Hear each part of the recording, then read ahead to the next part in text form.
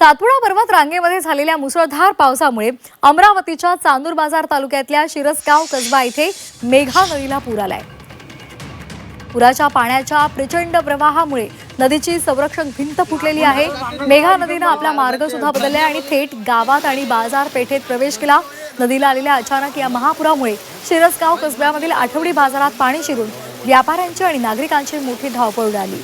नदीकाठावर असलेली ही अनेक दुकानं पूर्णपणे पाण्याखाली गेलेत। दुकानांमधील लाखो रुपयांचा मालही पुराच्या पाण्यात वाहून गेलाय। शिरस गावातले आपण हे दृश्य पाहतोय। संरक्षक भिंत फुटली आणि त्यामुळे नदीचा प्रवाह हा बाजारपेठेमध्ये शिरला, गावांमध्ये शिरला। अनेक दुकानांमध्ये पाणी शिरल्यामुळे साहित्य वाहून गेलेलं आहे आणि व्यापाऱ्यांचं मोठं नुकसान झालंय।